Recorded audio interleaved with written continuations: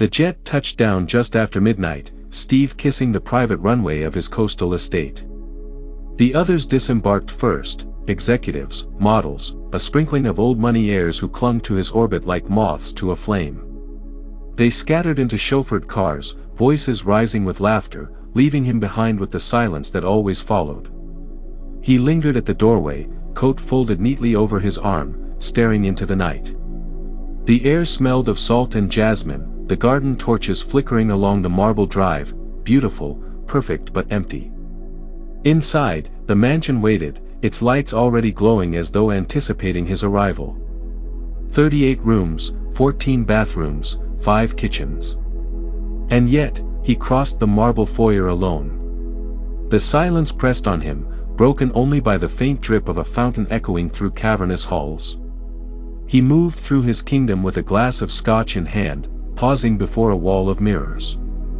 There he was again, immaculately tailored, face bronzed by Mediterranean sun, every hair in place. But he saw what no one else did.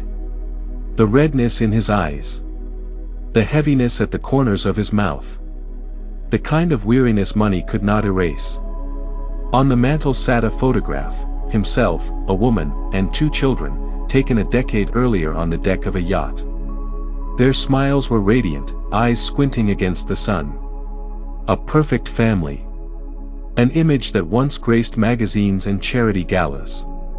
But the woman had left and the children had grown distant. And the photograph had become nothing more than a frame, mocking him with a happiness that slipped through his fingers like sand. He set the glass down and turned away, and the housekeeper appeared, discreet as always. "Welcome home, sir. Shall I prepare something to eat?" "No," his voice came sharper than intended. She bowed slightly and retreated as footsteps fading into the vastness. Another ghost in a house of ghosts. He climbed the sweeping staircase to his bedroom, where its balcony opening over the moonlit ocean. He stood there for a long time, watching the waves claw at the shore. The sea had always spoken to him, wild, relentless, untamed. It reminded him of what he used to be before the weight of billions pressed him into this role of perpetual mask-wearer. Once, he thought wealth would be freedom, but now it was just a prison. He had everything, fleets of cars, estates across continents, vaults of art, private doctors at his call. And yet he could not call his son without suspicion tightening his chest. Could not trust a woman's touch without wondering what her heart truly desired. Could not step outside without cameras turning him into a myth instead of a man. The loneliness was no longer a shadow, but it was the air he breathed.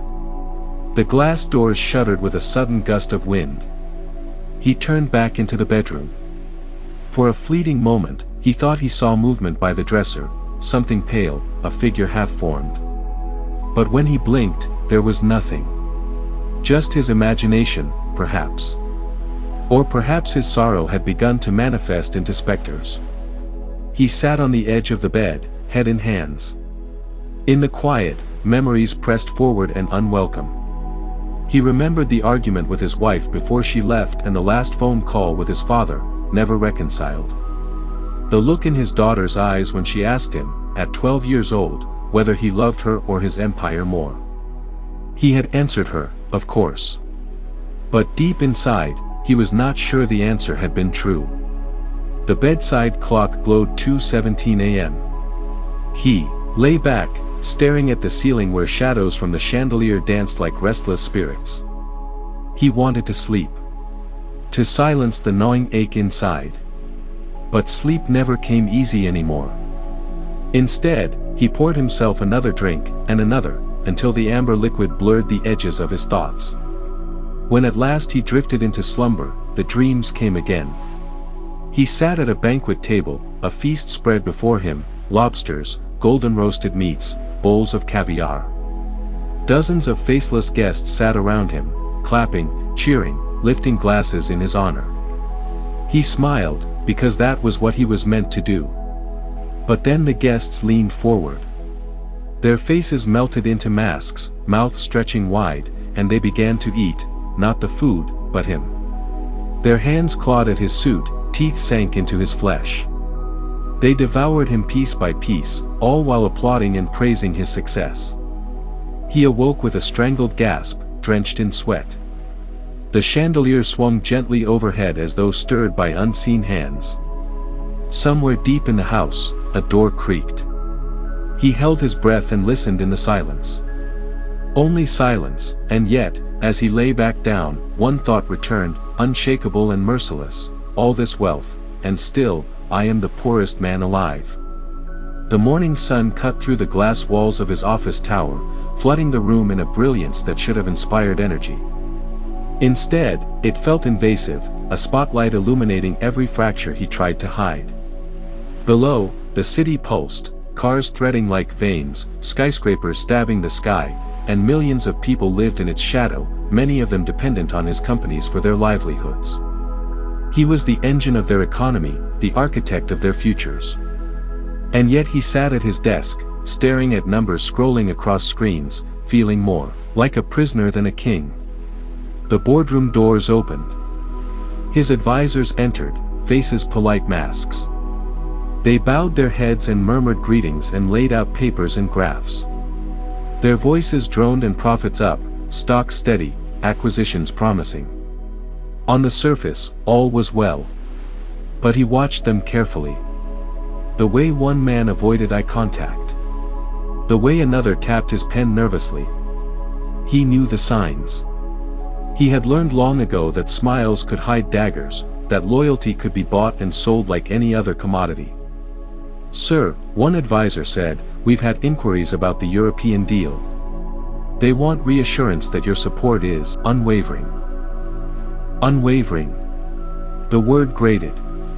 Did they doubt him? Or were they testing his weakness? He leaned back, steepling his fingers. "Reassure them," he said softly. "And remind them that my support is not something to be questioned. Ever." The advisor swallowed, nodding quickly. When they left, he remained in the empty boardroom, staring at the long polished table. How many times had men and women sat here, swearing allegiance, only to betray him days later? He could still see their faces, former friends turned rivals, former allies who siphoned millions, smiling as they twisted the knife. Wealth drew vultures. The more he had, the more they circled. At lunch, he ate alone in his penthouse suite. The meal was exquisite, grilled sea bass, imported wine, but tasted of ash. He thought of his early days, when money had been a dream, when he had struggled, hustled, clawed his way upward. Back then, every victory had tasted sweet. Now, victories tasted of nothing. His phone buzzed and it was a message from his son. "Need $250K. Urgent." No greeting, no warmth, just a figure typed into a glowing screen. He closed his eyes, thumb hovering over the keypad. If he sent the money, it would solve nothing, just another payment into a bottomless pit. If he refused, the boy would accuse him of cruelty, of choosing wealth over blood. Either way, he obviously lost. He typed a brief response, "We'll talk soon."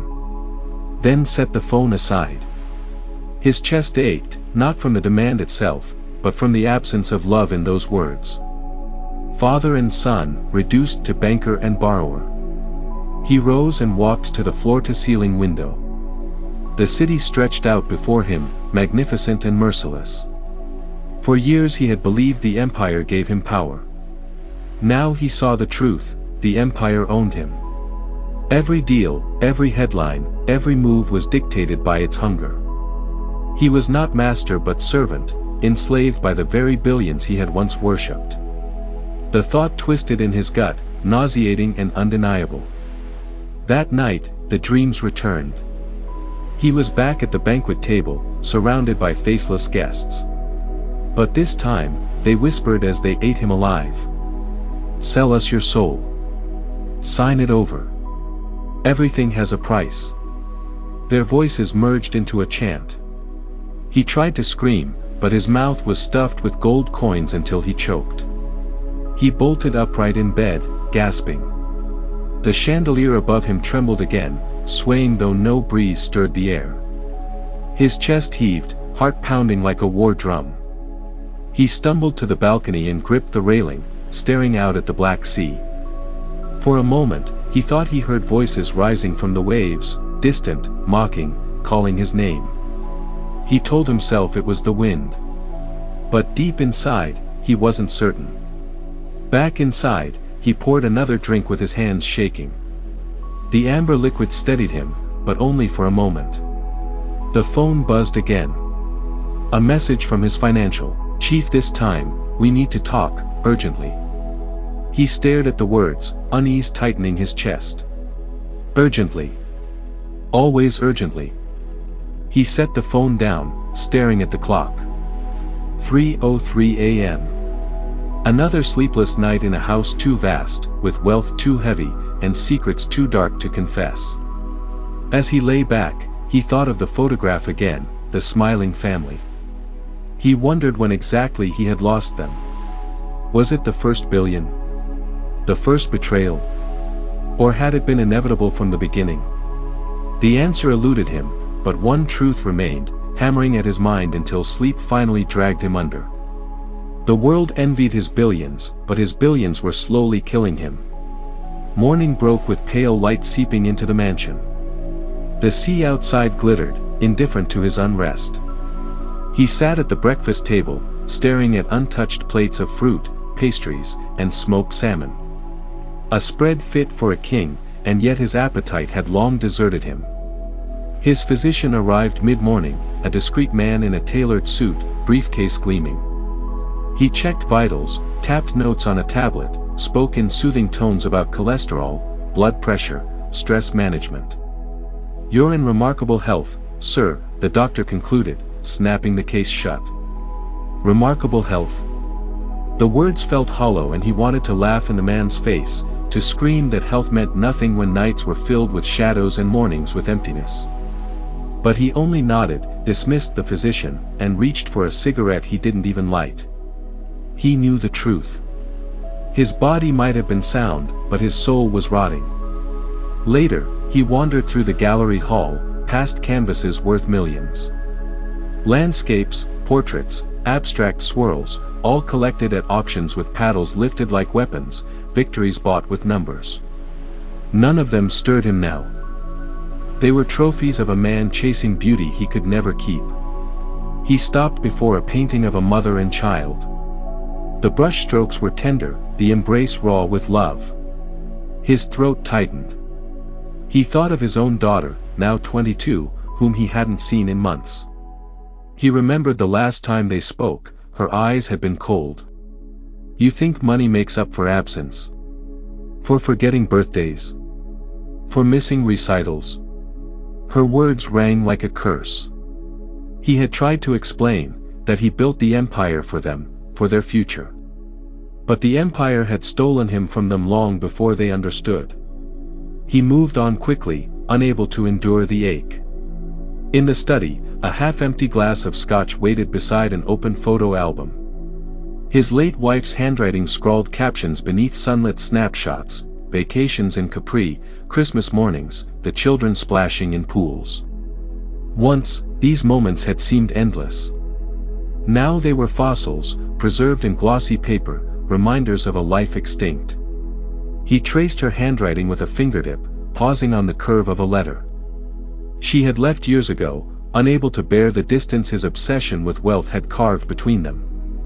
At first, he had told himself she would return, that money could lure her back, as it lured the rest of the world. But she hadn't returned. And in her absence, silence had hardened around him, unbroken except by the ticking of antique clocks. The evening drew in heavy and gray. Storm clouds gathered over the sea, winds rattling the windows. He poured another drink, the ice clinking like brittle bones. As night settled, he found himself staring into the mirror above the fireplace. His reflection stared back, sharp suit, gold cufflinks, the image of control. But then, just for an instant, the reflection seemed to shift, his eyes hollowing, his mouth twisting into a scream. He staggered back, heart hammering. The glass slipped from his hand and shattered across the marble floor. When he dared look again, the mirror showed only himself, shaken but intact. He told himself it was exhaustion, stress and hallucinations brought by too many sleepless nights. But a whisper lingered in the corners of his mind, "The house is watching you." Unable to sit still, he retreated to the balcony. The storm had broken and rain lashing against stone, waves crashing below. Lightning split the sky, illuminating the mansion's towers in ghostly white. For a moment, the world seemed alive with fury, as though the elements themselves mocked him. He gripped the railing, drenched, whispering to the storm. "What do you want from me?" Only thunder replied. Inside, he stripped off his wet jacket and sank onto the bed. His chest felt tight, every breath a labor. Panic welled. Was this a heart attack? He fumbled for the phone, then froze. No. Not tonight. He would not summon another doctor to tell him he was fine when every part of him screamed otherwise. Instead, he lay back and let the fear wash over him. He thought of his son again. The boy's voice on the phone had grown colder with each year. Always asking. Always demanding. Never a word of love. Was it his fault? Or had money poisoned them all? Tears came then, hot and unexpected. He pressed a hand over his face, ashamed. Billionaires weren't supposed to cry. But the sobs racked him anyway, muffled by the silk sheets. The storm howled outside. And in that sound, he swore he heard whispers again, like voices rising from the ocean, calling his name, accusing and condemning. He fell asleep at last and body heavy with drink and grief. The dream that came was different this time. He stood in a vast hall of mirrors. In each reflection, he saw himself, but not as he was. In one, he was gaunt, skin pale and his eyes sunken with despair, his face twisted into a mask of rage, and in another, he was a corpse, rotting in a gilded coffin. Then he could almost sense his family behind every reflection, standing and watching him silently, while his daughter's eyes brimmed with disappointment, and his son's eyes filled with contempt. His wife's face unreadable, fading like smoke. He reached out to touch the glass, but it cracked beneath his fingers, forming spiderweb fractures spreading until every reflection shattered. He woke up with a cry, drenched in sweat. The storm had passed, but the house felt darker than usual, as though it held its breath, waiting. He sat on the edge of the bed, trembling.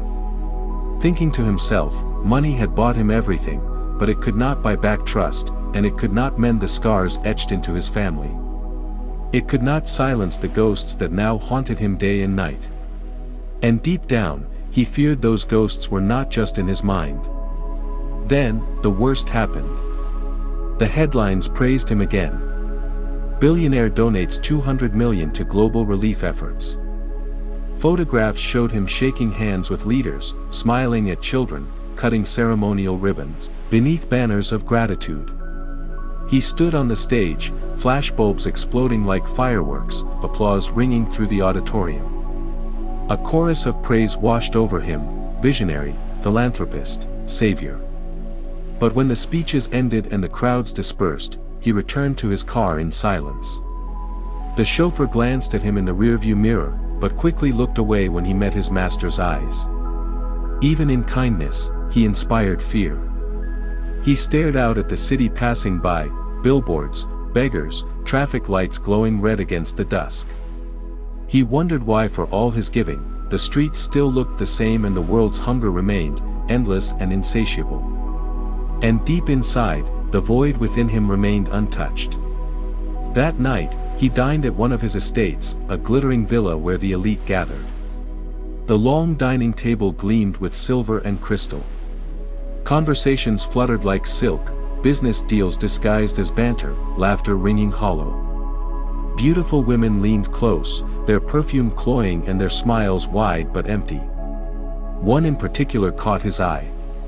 She was younger, radiant, her laughter sharp as glass. She spoke of art, of travel, of dreams beyond wealth. For a moment, he allowed himself to believe. Perhaps she was different. Perhaps here, among the shallow glitter, he had found someone who could see beyond his billions. He invited her into his orbit. Private jets, weekends in Paris, whispered promises under Venetian chandeliers. She told him she adored him, that she wanted nothing but his company. He tried to believe her. He tried so hard. Until one evening, in the glow of candlelight, he overheard her on the phone. A soft whisper, careless, slipping past painted lips, "Yes, of course. He's generous. I'll get what we need." The words pierced him like a blade and he just accepted another illusion shattered. He confronted her. But she only laughed, a sound sharp enough to wound. "What did you expect? You think anyone can love you without wanting what you have?" The door closed behind her, and the villa fell silent. He poured himself another drink, staring at the flames in the fireplace. The fire crackled, spitting embers, as if mocking him.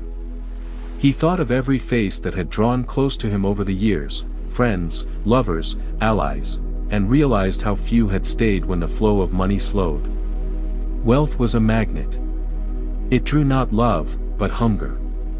Later, walking through the empty halls, he swore he heard footsteps trailing behind him. He turned, but the corridor yawned empty, lined with portraits of ancestors he had never known. Their painted eyes seemed to follow him, watching, judging, whispering that he would join them soon, another lonely figure framed in silence. The loneliness thickened, pressing into his chest. He tried to drown it in parties, in luxury, in generosity. But the more he gave, the hollower he became. One evening, after a gala, he stood before a vast mirror in his bedroom. The champagne still fizzed in his veins, but the reflection sobered him. He saw himself dressed in finery, diamonds glittering at his cuffs.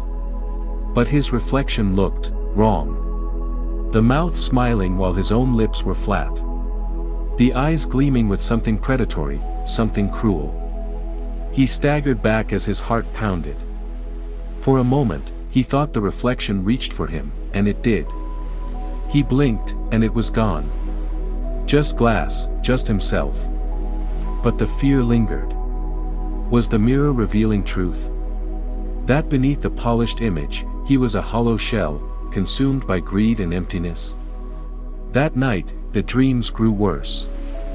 He found himself wandering through his mansion, though it stretched endlessly. Corridors folding into corridors. The lights flickered. Doors opened onto empty rooms, each filled with echoes of laughter, of voices long gone. He chased them, desperate, calling his children's names, his wife's, but the voices always faded before he reached them. At the end of one corridor, he opened a door and found a ballroom filled with mirrors. Each mirror reflected him not as he was, but as he might have been, husband, father, friend. In one reflection, he cradled his daughter as a child. In another, he stood beside his wife, her hand in his.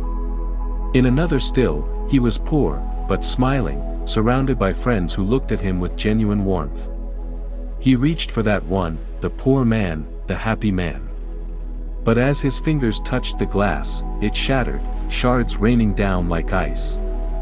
The other reflections followed, breaking one by one until he stood alone in darkness.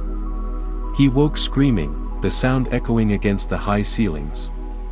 The storm outside had returned. Rain pounded the glass. The mansion creaked under the wind, as though it too were alive. He rose, trembling, pacing the room, and the mirrors loomed in the shadows, silent but accusing. For the first time, he wondered if he was cursed. If the price of his billions had been more than money could measure. And in that moment, he understood something terrifying.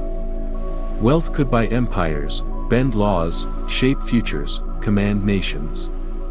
But it could not buy love, peace, and it could not silence the echoes that haunted him, whispering that he was already dead inside.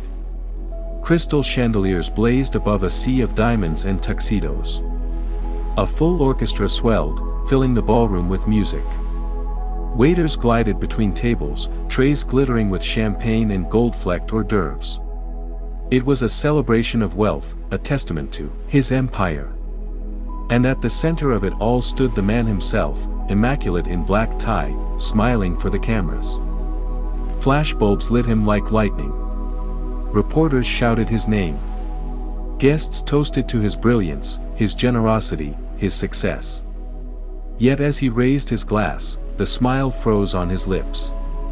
The laughter around him blurred, voices blending into a hollow hum. He saw mouths moving but heard only silence, as though the room itself had been stripped of sound. The faces shifted.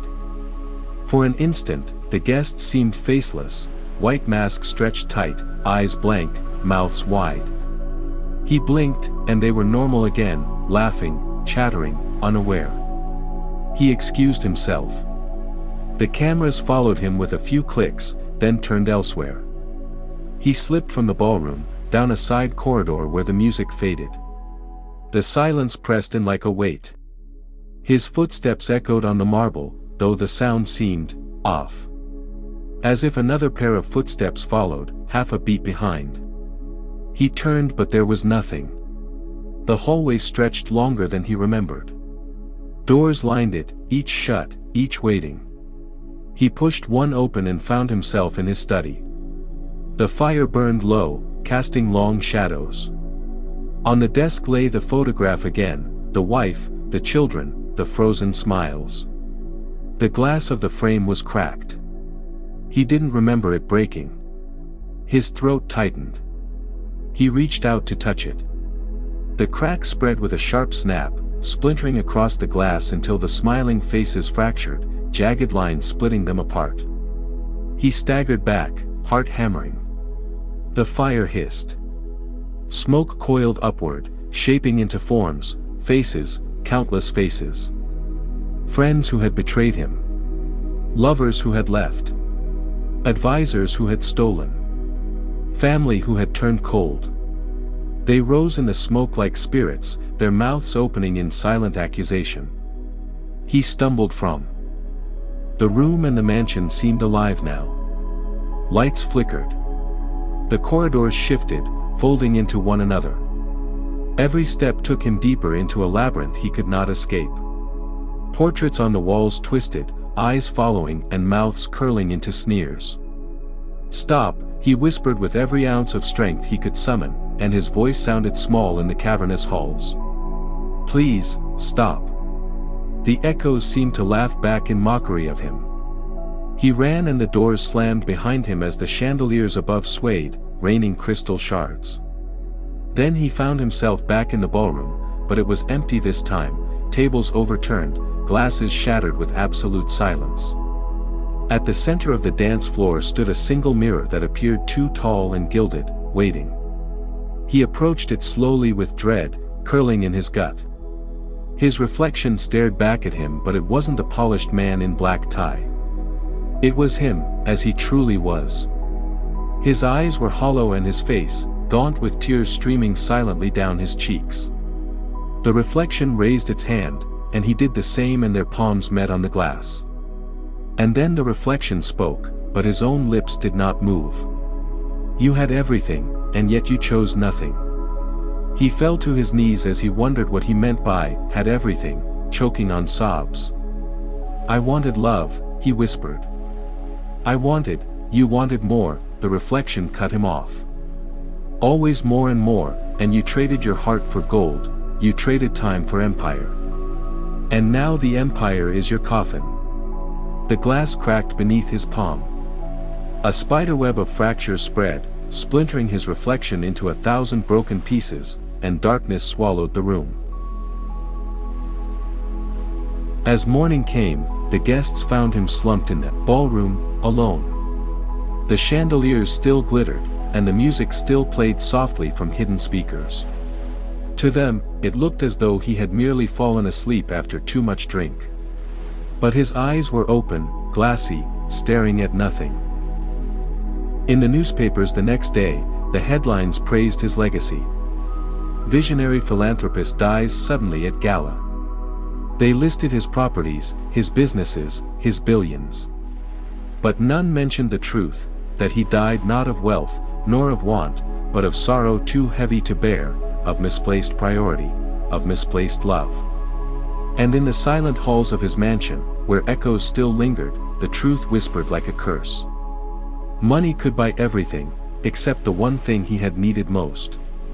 Love. You have made it this far, and it is appreciated because you found this story interesting. Please subscribe to his channel to support us and press the notification bell button, and you will be notified when we drop new videos.